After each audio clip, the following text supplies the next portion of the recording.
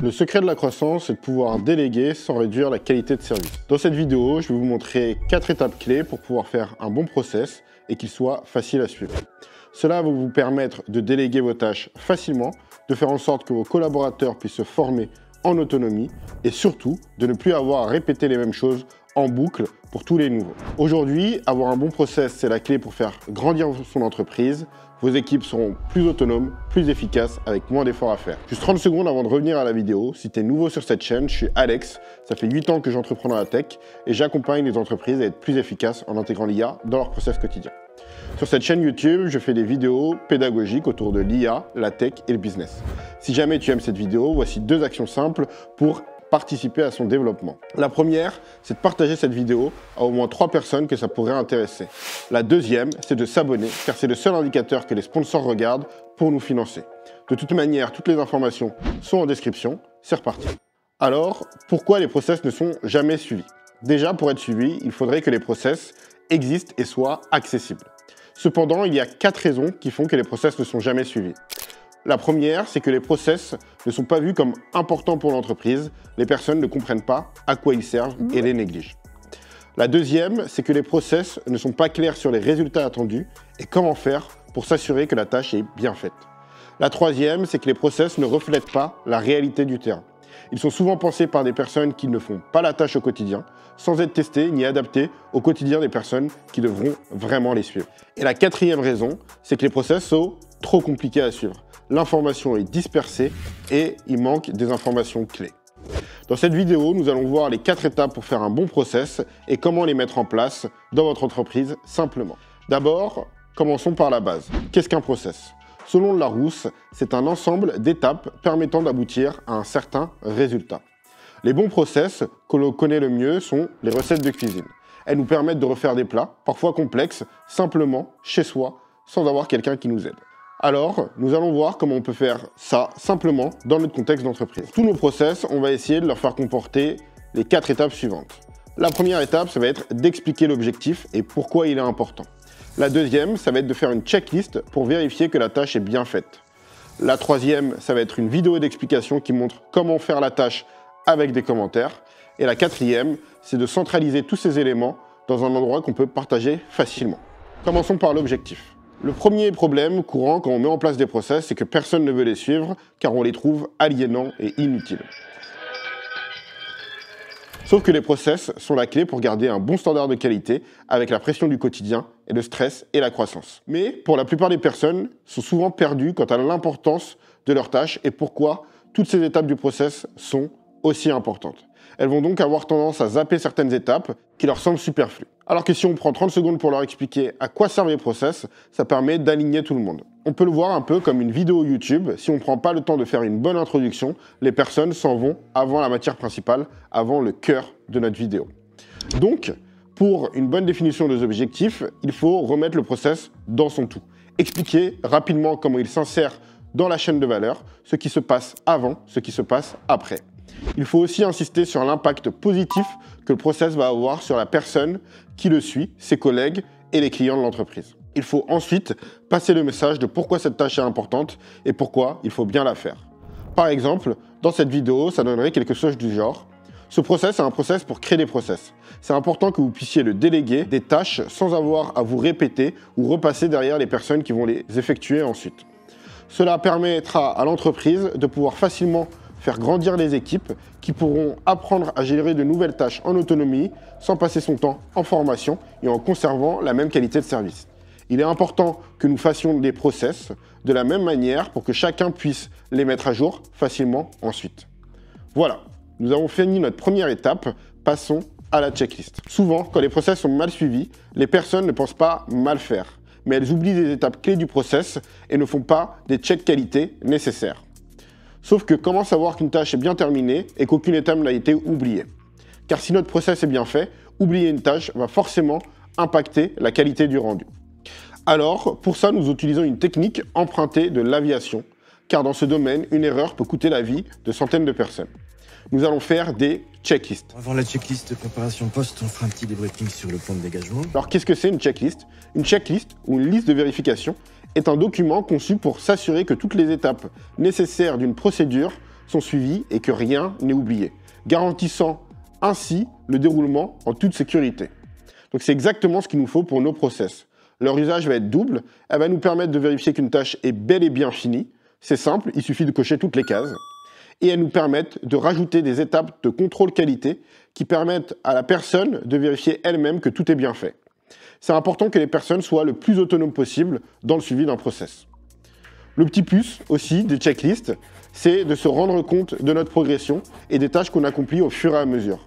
En cochant notre checklist, on peut constater que notre travail avance et donc avoir une certaine satisfaction. Alors, comment faire une bonne checklist? Pour moi, il faut commencer par le résultat avec les 3 vérifications clés qui nous permettent de dire que notre tâche est bel et bien finie. Pour ça, on va se dire, ma tâche est totalement finie quand 1, 2 et 3. Ensuite, on va lister toutes les étapes de notre process. Il va falloir transformer ces étapes en cases à cocher pour les différents éléments à valider. On va pouvoir mettre en place des grandes catégories d'étapes et des sous-étapes à cocher pour structurer le suivi de notre tâche. Ensuite, on va pouvoir se rajouter des cases à cocher sur les contrôles qualité. L'idée est ici de mettre des validations qui permettent à la personne qui va faire la tâche de valider ou non la qualité de son travail. Ensuite, une dernière relecture pour s'assurer que tout est cohérent et dans l'ordre que la personne va suivre quand elle va réaliser le process. Par exemple, ici notre process serait la checklist suivante. Rédiger une introduction qui explique pourquoi le process est important, faire une checklist que l'on peut copier-coller facilement pour pouvoir cocher nos cases au fur et à mesure, tourner la vidéo avec toutes les explications et rendre le lien accessible, vérifier la qualité de la vidéo, le son est audible, l'écran est lisible, les temps morts sont coupés, faire une liste avec tous les liens utilisés dans la vidéo, centraliser toutes ces informations dans un document, que tout soit accessible facilement et partager le lien à son équipe pour être sûr qu'elle soit au courant que le process existe.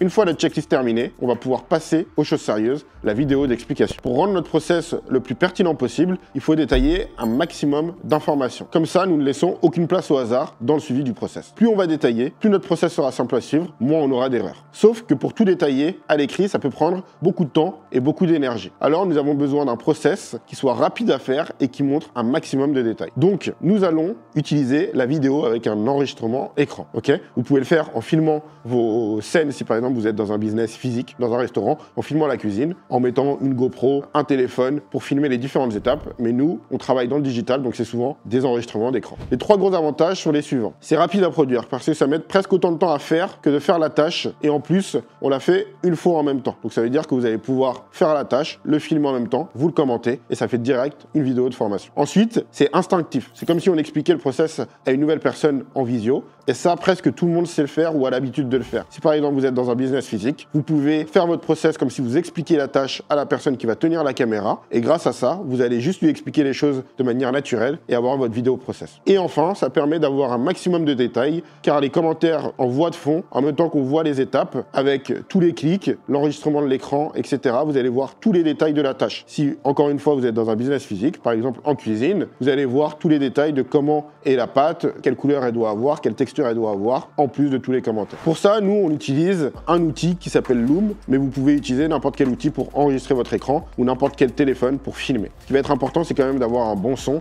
pour que les gens puissent bien l'écouter. Ensuite, Loom, c'est pratique parce que ça nous permet d'enregistrer notre écran. Au moment où on a fini l'enregistrement, ça met en ligne la vidéo directement qu'on va pouvoir copier-coller à n'importe qui. Et ça marche sur téléphone comme sur ordinateur. Bref, je ne suis pas encore sponsorisé, donc avançons. Comment faire une bonne vidéo de process? Il faut respecter 3 règles. La première, prendre chaque checklist à côté, cocher au fur et à mesure toutes les cases qu'on a mis dans notre checklist. En deuxième, il faut commenter tout ce qu'on fait à haute voix. Expliquer notre façon de penser, comme si on l'expliquait à quelqu'un. Tout ce qu'on fait par réflexe, il va falloir le commenter pour que ça devienne les réflexes de la personne qui va suivre le process plus tard. Et ensuite, il faut anticiper les questions que les personnes qui vont suivre le process pourraient se poser. Soit vous êtes tout seul à faire votre process et il faudra les anticiper, soit vous pouvez permettre à la personne qui va tenir la caméra quand vous enregistrez votre process de pouvoir vous poser les questions et y répondre au fur et à mesure de manière interactive. Après, il faut bien sûr un bon son. Il faut se mettre dans un endroit calme, prendre des écouteurs si besoin. Pour la personne qui suit la vidéo, ça va représenter pas mal d'avantages. Elle va pouvoir suivre à son rythme. Elle va pouvoir ralentir la vidéo, l'accélérer. Typiquement, moi je regarde beaucoup de vidéos en x2. Ça me permet d'aller beaucoup plus vite dans mon apprentissage. Elle va pouvoir faire pause, prendre des notes, revenir en arrière. Elle va pouvoir maîtriser le flow avec lequel elle va suivre le process. Elle va pouvoir voir tous les détails, toutes les interfaces, les outils, au moindre clic. Elle va pouvoir voir si vous êtes dans un business physique et on reprend cet exemple de la nourriture. nourriture, la couleur de la pâte, la texture, qu'est-ce qu'il doit avoir. Ah bah tiens, j'avais pas vu ce détail ou on a oublié de commenter ce détail, elle va pouvoir voir tout de A à Z. Et puis ensuite, elle va pouvoir regarder et re-regarder la vidéo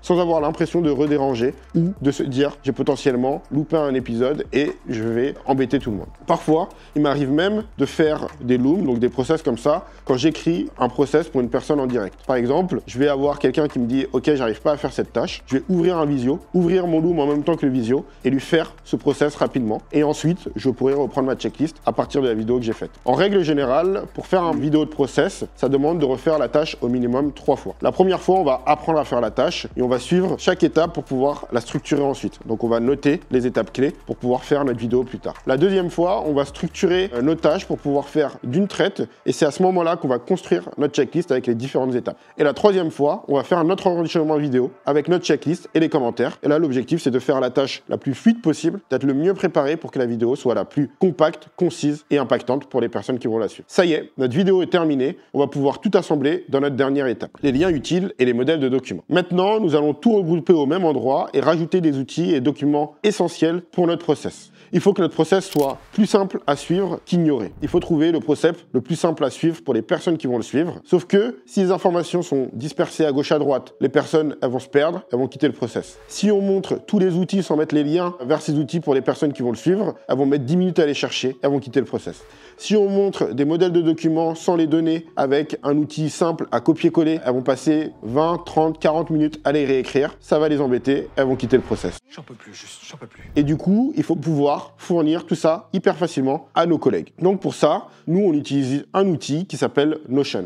Notion, c'est un outil qui va nous permettre de centraliser tout simplement toutes nos informations au même endroit. Ça veut dire que quand on va prendre notre vidéo, elle va pouvoir s'afficher et on va pouvoir lire la vidéo directement dans la page Notion. Quand on va mettre des checklists, les gens pourront les cocher directement dans la page Notion. Et quand on va mettre des liens, ils seront directement cliquables. Si on doit mettre des images ou autres, on pourra les voir directement dans notre page. Si vous êtes dans un environnement Microsoft, il y a l'équivalent de Notion qui s'appelle Loop, L-O-O-P. Je vous invite à aller voir. Il existe plein d'autres, mais je vais vous donner les éléments essentiels pour choisir votre outil. Et grâce à ça, vous pourrez savoir où vous voulez le mettre. On va avoir besoin d'un point essentiel, c'est les intégrations natives. Ça veut dire que quand on va mettre un lien de vidéo Loom, YouTube ou autre, on veut qu'il soit jouable directement dans l'interface. Si par exemple, vous mettez un lien de vidéo YouTube sur un Google Doc, vous n'allez pas pouvoir lire la vidéo directement dans le Google Doc. Donc vous avez des chances que les personnes qui suivent vos process ne cliquent pas dessus et donc ne regardent pas la vidéo. Ensuite, on va avoir envie d'avoir la possibilité de le partager simplement à tout le monde. Ok, donc l'idée, c'est que là, quand on a notre page Notion, on peut la partager avec un lien. Si vous avez un autre outil, il faut que vous ayez un lien qui soit partageable pour que tout le monde arrive facilement sur la page. Et enfin, on va vouloir avoir une mise en page complète où on va pouvoir mettre des tables de matière, des titres, des tableaux, des accordéons, des couleurs et même des cases à cocher pour notre checklist. Ça va nous permettre de faire en sorte que notre présentation du process soit agréable. Et plus c'est agréable, plus les gens vont avoir envie de le suivre. Donc maintenant, on va pouvoir prendre tous nos liens, nos documents, nos vidéos et les mettre directement dans une page unique. Parfois, nos process vont demander des tâches de rédaction ou des modèles de documents à mettre en place. Sauf que ça veut vite prendre des heures à mettre en place et à rédiger. Mais s'ils sont faits, les personnes qui vont suivre nos process pourront aller beaucoup plus vite. Donc plus on prépare, plus on va gagner du temps plus tard. Et en plus, on va pouvoir au fur et à mesure faire évoluer ces modèles pour être le plus optimisé possible, les maintenir et faire en sorte de garder notre qualité de service. C'est là qu'on va pouvoir s'aider de l'IA. Et pour moi, on va utiliser l'outil numéro 1 aujourd'hui en termes de rédaction, ChatGPT.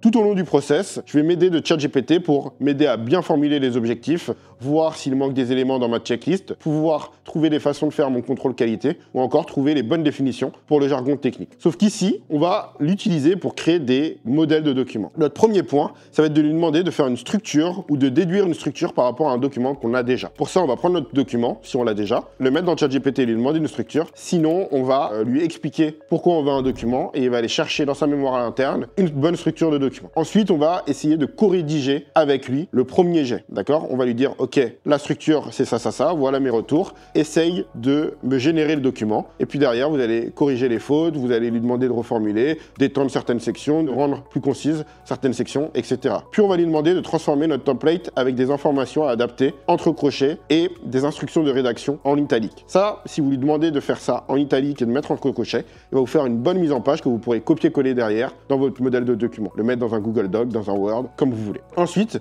c'est important de repartir d'un exemple réel et de voir avec ChatGPT s'il arrive à adapter le modèle de document par rapport à notre exemple réel. Si ça fonctionne, on va pouvoir copier-coller notre modèle dans notre suite Office, dans un Notion, dans ce que vous voulez. Nous, on est chez Google Workspace et hop, on a nos documents. On prend les liens, on les met dans la page de process et plus personne n'aura de page blanche. L'idée, vraiment, c'est de casser la page blanche pour les suivants et d'avoir une première version qui, avec le temps, pourront être mises à jour. C'est toujours plus simple de reprendre et d'améliorer quelque chose qui existe déjà que de le créer de zéro. On espère que les personnes qui viendront sur les documents et les templates profiteront pour voir si le process n'a pas changé et les mettre à jour. Maintenant que notre process est tout beau tout propre, il y a une dernière chose dont je voulais vous parler. Comment changer les habitudes de vos collaborateurs quant à vos process. Le dernier élément, ça va être la conduite du changement et la mise en pratique. Même si vous mettez en place tout ce qu'on vient de voir à la perfection, il faut savoir que faire adopter des process prend du temps et demande de la patience. Sauf que ça peut être hyper frustrant qu'avec tous les efforts mis en œuvre, les personnes n'utilisent pas les outils mis à leur disposition et continuent de perdre du temps au quotidien. Déjà, il ne faut pas faire un chantier complet pour mettre en place des process partout. Il faut y aller progressivement en fonction des besoins des équipes ou de la demande des clients. Ensuite, il faut faire preuve de patience, car dans toutes les équipes où j'ai mis ces habitudes en place, généralement ça prend 6 semaines. D'ailleurs, pour gagner du temps, partagez cette vidéo à toutes les personnes avec qui vous travaillez pour qu'elles comprennent l'importance des process et comment les mettre en place. Bon, comment se passent ces 6 semaines? Semaine 1, je commence à faire des process sur des questions récurrentes qu'on me pose les plus souvent et qui me prennent beaucoup de temps à expliquer. Pendant cette semaine, personne ne suit les process, mais à chaque fois qu'on me pose la question ou qu'il manque une information, je renvoie simplement le lien vers le process avec un message du genre « Hello, tu as déjà regardé le document que j'ai fait sur le sujet? Voici le lien. » Là, je mets le lien Notion. Tout est expliqué ici. Et si tu as des questions, je reste disponible. À toutes. Les gens vont commencer à s'habituer. Semaine 2, les premières personnes commencent à spontanément vous demander s'il existe des process sur leur nouvelle tâche et si oui, où il est. Elles prennent l'habitude de regarder les process et de poser les questions ensuite. Attention, à ce moment, à noter les questions et les réponses apportées directement dans la page où vous avez centralisé toutes vos informations. Comme ça servira au suivant. Ça va vous permettre aussi pour la mise à jour de process de pouvoir reprendre tous les points manquants au même endroit. Semaine 3, les premières personnes commencent à partager vos process en interne quand on leur pose des questions. Elles deviennent progressivement ambassadrices des process internes. C'est là que la vraie transformation commence. Semaine 4, les premières personnes commencent à faire des petits process perso. Elles structurent leurs notes, leurs tâches comme des process. Ça leur permet de simplifier leurs usages au quotidien. Elles commencent à faire des checklists. Par contre, elles vont pas encore assumer le fait de les partager. Elles sont en phase d'entraînement avant le jour de match. La semaine 5, là, ces mêmes personnes vont commencer à faire des process pour les autres. Elles sont plus à l'aise pour partager leurs process et elles commencent à vivre la même sensation que vous vivez dans votre semaine 1. La révolution est en marche, votre business commence à avoir des process qui se structurent progressivement. Et semaine 6, d'autres personnes commencent à former d'autres personnes à faire des process. C'est la première fois que vous allez avoir des personnes qui vont réexpliquer ce que j'ai mis dans cette vidéo pour que les autres puissent faire des process et qu'elles mettent en autonomie d'autres personnes. Si on voyait ça un peu comme des strates de management, on arrive au management de niveau 2. Vous êtes manager de manager. Ça y est, c'est le Graal, vous avez la transformation complète, n'est plus qu'une question de temps. Il faut laisser faire et observer. Et bien sûr, il faut pouvoir aider si jamais il y a quelques problématiques. Donc, pour résumer, pour faire un bon process, on a besoin de 4 étapes pour être optimisé. Expliquer l'objectif et pourquoi c'est important. Faire une checklist pour vérifier que la tâche est bien faite. Une vidéo d'explication qui montre comment faire la tâche avec des commentaires et tous les éléments centralisés au même endroit. Puis, en faisant preuve de patience dans la conduite du changement de votre entreprise et en sachant que ça va prendre 6 semaines, vous verrez les transformations et ça peut transformer la trajectoire de votre entreprise. C'était Alex, je vous souhaite une bonne journée et à bientôt.